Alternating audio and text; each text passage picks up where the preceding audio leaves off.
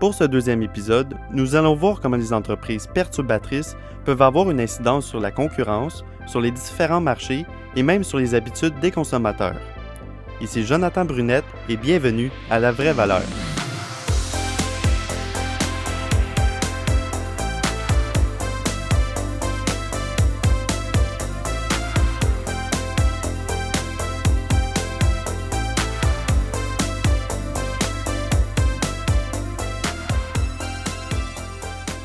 Donc, bienvenue à ce deuxième épisode de La Vraie Valeur. J'aimerais tout de suite vous remercier pour les nombreux commentaires positifs que j'ai reçus. Ça fait vraiment plaisir. J'ai aussi reçu une couple de commentaires constructifs. Donc, par exemple, au premier épisode, j'avais dit Ségard au lieu Cédar. Donc, Cédar, je vous rappelle, c'est le site qu'on va pour voir les différents rapports des entreprises canadiennes. Donc, on écrit S-E-D-A-R et non avec un G. Si vous avez des questions, des commentaires, vous pouvez écrire à info@commercialinvestissementvaleur.com. Vous pouvez aussi indiquer dans ce courriel-là si vous voulez que votre question soit répondue dans un podcast. Donc, ça va permettre aux autres qui écoutent de peut-être avoir une clarification sur un certain sujet. Donc, on va tout de suite commencer avec le sujet d'aujourd'hui. Ça va être sur les entreprises perturbatrices. Donc, c'est quoi ça, une entreprise comme ça? Dans le fond, une définition selon l'Office québécois de la langue française, c'est une entreprise qui parvient à établir un nouveau marché ou encore à modifier en profondeur le marché concurrentiel d'un domaine d'activité spécifique en commercialisant une technologie de rupture ou en proposant un modèle d'entreprise innovant. Donc, c'est quand même une longue définition, mais en gros, c'est un nouveau service ou un nouveau produit qui va complètement changer les mentalités ou un certain marché en profondeur. Donc, juste pour vous décrire comme une image générale des innovations perturbatrices, la plupart du temps, ils vont s'adresser à un différent type de consommateur où ils vont changer le consommateur type actuel. Au début, les nouvelles innovations vont avoir une faible réputation parce que quand on est habitué à quelque chose, les consommateurs préfèrent rester avec cette chose-là. Je vais vous donner un exemple juste après. Ça va vous aider à clarifier ça. Mais les innovations prennent du temps au début à se faire connaître et à grossir. Les nouvelles innovations souvent vont engendrer des plus faibles coûts de production. Il va y avoir une plus grande accessibilité et grâce à d'autres avantages, les nouveaux produits vont devenir de plus en plus attirants. Donc, je vais vous donner comme exemple la compagnie Netflix. Netflix a commencé son service de streaming en ligne en 2007. Donc, avant 2007, pour écouter un film, on avait deux choix. Soit on se rendait au cinéma, ou soit on allait louer un DVD. Et vu que c'était dans les habitudes des consommateurs de louer des DVD, c'était normal. Puis, en 2007, quand les films en ligne sont arrivés, c'est pas tout le monde qui voyait ça comme une bonne chose parce que Internet était lent, c'était peu accessible, pas tout le monde avait un ordinateur. Donc, Netflix avait une faible réputation. Par contre, aujourd'hui, c'est le contraire. Internet, c'est très accessible, ça coûte moins cher, puis vous avez des films sur demande. Donc, au lieu de payer pour chaque film, vous payez par mois et vous pouvez accéder à du contenu illimité que Netflix produit. Donc, c'est beaucoup plus attirant pour les consommateurs. Puis c'est là qu'on voit que le consommateur a fait un changement dans ses habitudes. Donc, aujourd'hui, si par exemple, je dis à mon ami « Hey, je m'en vais louer un film », il va peut-être me trouver un peu étrange. Parce qu'aujourd'hui, on a accès à tout directement chez soi en utilisant Internet. Donc, pourquoi je vous parle de ça aujourd'hui? C'est quoi le rapport avec l'investissement en valeur? Quand on analyse une compagnie, il faut s'assurer qu'elle va perdurer dans le futur, qu'elle va continuer à faire du profit. Et pour s'assurer qu'elle va continuer à faire de l'argent, il faut analyser si la compagnie elle peut se faire perturber. Donc, par exemple, on peut prendre de la compagnie GameStop, qui présentement se fait perturber par les jeux en ligne. Donc, GameStop, c'est comme des petits magasins qui vendent des jeux vidéo. Ça peut être une bonne entreprise, on peut faire une bonne évaluation de celle-ci, mais est-ce qu'elle va continuer à faire des profits dans le futur? Ça, j'en suis moins certain parce que depuis qu'il y a les nouvelles consoles qui se connectent à Internet, Il devient beaucoup plus facile d'acheter un jeu vidéo directement sur la console en la téléchargeant en ligne et en n'ayant pas à se déplacer tout simplement. Pour éviter de se faire perturber, c'est vraiment le rôle du leader, du patron de l'entreprise à avoir une bonne vision pour sa compagnie. Donc, il doit s'adapter constamment au marché. S'il fait rien, ça s'annonce pas bien. Donc, c'est pour ça, quand on analyse des compagnies, c'est important de s'assurer qu'il y ait un bon leader pour qu'il fasse les bonnes décisions pour l'entreprise. Et une autre chose à propos du leader, c'est qu'il doit prendre des risques. Des fois, on peut se dire, ouais, mais s'il prend trop de risques, ça peut mettre l'entreprise dans le pétrin. Bien, au contraire, il faut qu'il prenne des risques afin d'innover et de faire prospérer son entreprise dans le temps. Je peux vous donner l'exemple de l'entreprise Kodak, l'entreprise d'appareils photo. Je ne sais pas si dans vos familles vous disiez Hey, t'as-tu ton Kodak, faut qu'on prenne une photo, ben ça vient de là. Et dans le temps, c'était une compagnie super populaire. Leur appareil était populaire auprès des consommateurs, mais aujourd'hui, ça l'est beaucoup moins. Pourquoi? Ben, si on regarde l'entreprise, elle avait développé beaucoup de technologies pour s'en aller vers les caméras numériques. Par contre, vu que les films, vous savez, les films qu'on utilisait avant dans les appareils photo, puis qu'il fallait qu'on les fasse développer, ben ça marchait bien dans le temps. Puis Kodak a décidé de rester avec ça, vu que les consommateurs y aimaient ça, puis c'était très populaire. Donc, ils ont laissé de côté leur technologie numérique pour rester avec les films. Mais le marché, lui, il a changé. Les autres entreprises sont allées vers le numérique. Kodak s'est pas adapté. Donc, c'est pour ça qu'aujourd'hui, ça va moins bien. Donc, c'est pour ça que c'est important que le leader prenne des risques, qu'il innove, qu'il essaye des nouvelles choses. Si ça marche pas, ça marche pas, mais au moins, il aurait essayé. J'aimerais maintenant vous parler du livre Lead and Disrupt. C'est un livre écrit par Charles O'Reilly et Michael Tushman. C'est un très bon livre à propos des entreprises perturbatrices. Et j'aimerais vous donner une couple d'exemples que j'ai entendus dedans. Par exemple, si on revient à Netflix, le livre, il fait une comparaison entre Netflix et Blockbuster. Donc, Blockbuster, c'était une entreprise américaine qui louait justement des DVD. La compagnie a fait faillite le 23 septembre 2010. Le leader, il avait juste une stratégie pour grossir et non pas pour innover.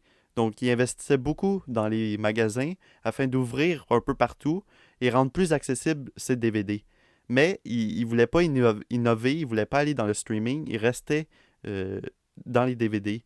Au moins, il permettait l'envoi poste de DVD, donc le monde pouvait commander les films par la poste et les recevoir quelques jours plus tard.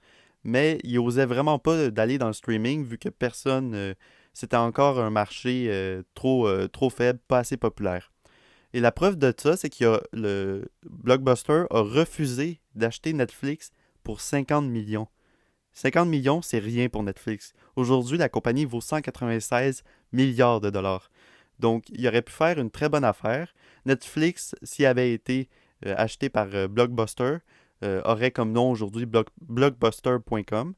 Ils ont décidé de rien faire et de rester dans les DVD. Et c'est pour ça que ça a fait faillite. Si on compare à Netflix, la compagnie est allée dans une direction complètement opposée. Donc, ils ont proposé la location de DVD aux utilisateurs, mais ils ont aussi, sur le côté, commencé à développer de plus en plus le service de streaming. Parce qu'ils voyaient YouTube grossir, puis ils voyaient ça, puis les consommateurs s'en allaient de plus en plus là-dessus. Fait que là, ils ont vu ça, puis ils se sont mis à vraiment investir de l'argent là-dedans pour améliorer le streaming. Puis, encore aujourd'hui, ils offrent la location de DVD, mais c'est depuis 2007 que le streaming a pris le dessus. C'est rendu mondial. Et Netflix, quand on pense à veux-tu louer un film, ben on pense tout de suite à Netflix. Il y a aussi d'autres compagnies qui ont fait des directions opposées à leurs concurrents. Par exemple, il y a Apple. En 1984, donc il y a 36 ans, ils ont sorti leur premier Mac. Et à ce moment-là, ça intéressait pas tout le monde d'avoir un Mac, un ordinateur. C'était les premières générations d'ordinateurs qu'on pouvait avoir chez soi, parce qu'avant c'était énorme, les ordinateurs, ça prenait beaucoup de place, il fallait des salles complètes pour tout refroidir ça. Et Apple a conçu un ordinateur de la taille d'un cube, facilement transportable. Puis c'est quand même étrange que Steve Jobs ait pensé à ça, mais lui, il voyait le futur. Il voyait que tout le monde allait avoir son ordinateur personnel. Et c'est pour ça aussi qu'il a introduit en 2007 les premiers appareils portables tactiles. Parce qu'avant, pour avoir un téléphone, c'était tout avec des boutons. Mais aujourd'hui, c'est tactile. Puis je regardais justement la vidéo YouTube de l'annonce du premier iPhone. Puis c'est quand même drôle à voir parce que il, il tenait le téléphone dans sa main, puis il disait regardez, je peux appuyer dessus, puis tout le public était ébloui. Mais aujourd'hui, c'est rendu une normalité pour les consommateurs. Mais avant, ça l'était pas. C'était une nouvelle innovation, c'était pas encore populaire, mais ça a pris le dessus, ça a changé les consommateurs, et aujourd'hui, c'est devenu normal d'avoir son téléphone tactile dans nos poches. La majorité des personnes en ont un. Donc, Apple a vraiment fait une révolution. Elle a été une compagnie perturbatrice, et c'est pour ça qu'elle n'arrête pas de grossir encore aujourd'hui. Il y a aussi plein d'autres entreprises qui ont fait de même. Par exemple, Amazon qui prend le dessus sur le commerce en ligne, a fait de l'ombre sur les commerces physiques parce que maintenant on peut commander tout ce qu'on veut en ligne en restant chez soi. On reçoit le tout par la poste et avec les nombreux avantages qu'offre Amazon, par exemple Prime, ben, ça nous permet de recevoir les colis encore plus rapidement. On a accès à des rabais. Donc, c'est vraiment une révolution que Jeff Bezos a faite. C'est aussi une entreprise perturbatrice. Maintenant qu'on sait un peu mieux c'est quoi une entreprise perturbatrice, euh, il faut aussi s'assurer quand on analyse une compagnie de voir si c'est une entreprise perturbatrice. Et pour ça, il y a trois types d'innovation dans les services ou les produits que la compagnie peut amener. Donc, il faut apprendre à les différencier et à reconnaître le type qu'on recherche. Donc, le premier type, c'est l'amélioration d'un produit existant. Par exemple, si on prend les pièces d'un ordinateur, il y a la mémoire, le processeur. Si on prend le processeur, par exemple, mais à chaque année, il va y avoir un nouveau processeur qui va sortir de plus en plus performant. Puis c'est ça le premier type, c'est tout simplement un processeur plus rapide qui, avec la technologie, se développe, devient de plus en plus de fine pointe. Le deuxième type, c'est quand on remplace des anciennes découvertes. Donc ça, c'est plus dans le monde des scientifiques ou par exemple des journaux. Euh, Quand on découvre un nouveau médicament, ben, ça se peut que ce médicament-là soit complètement différent dans 5 ans, parce que plus que la chimie avance, plus qu'on fait des découvertes, donc on apprend à changer les molécules. C'est aussi pareil pour les journaux, donc on les remplace de plus en plus par des journaux sur Internet, donc on ne reçoit plus des journaux papier, puis c'est simplement parce qu'on a découvert un nouveau moyen de communiquer l'information. Finalement, le dernier type d'innovation, c'est celles qui vont amener une nouveauté, qui vont être des alternatives peu dispendieuses ou qui va créer même un nouveau marché. Tout ça, ça va faire en sorte que ça va changer la perception des consommateurs, ça va même changer leurs habitudes. Par exemple, avant Netflix, c'était normal d'aller louer des DVD. Maintenant, aujourd'hui, la normalité, c'est d'aller écouter des films en ligne. Donc, c'est bien important de différencier ces trois types d'innovation pour ensuite s'assurer que notre compagnie qu'on étudie ne se fasse pas, premièrement, perturber et qu'elle soit elle-même une entreprise perturbatrice. Je peux vous donner quelques exemples de compagnies qui ne sont pas des entreprises perturbatrices. La première, ça peut paraître étonnant, mais c'est Tesla. Pourquoi on pense qu'elle serait une entreprise perturbatrice? Parce qu'elle a vraiment développé les véhicules électriques et on dirait que tous les manufacturiers de véhicules s'en vont vers l'électrique. Par contre, Tesla produit des voitures et ça reste des voitures. C'est seulement une amélioration. Donc, vous vous rappelez, le premier type que je vous ai décrit, c'est l'amélioration de produits existants. Euh, donc, ils font seulement améliorer. Ils passent de l'essence à l'électrique, mais ça reste des véhicules. Et aussi, ça coûte encore trop cher pour les consommateurs. Donc, c'est pas une alternative moins chère. Au contraire, c'est encore un peu plus dispendieux. Par contre, ça s'en vient de plus en plus populaire et je suis sûr que les véhicules électriques vont devenir la normalité dans le futur. La deuxième compagnie qui n'est pas perturbatrice, c'est Uber. Uber, dans le fond, vous pouvez appeler un taxi, un genre de taxi qui s'appelle un Uber, qui va venir vous prendre à l'endroit que vous avez indiqué sur votre téléphone.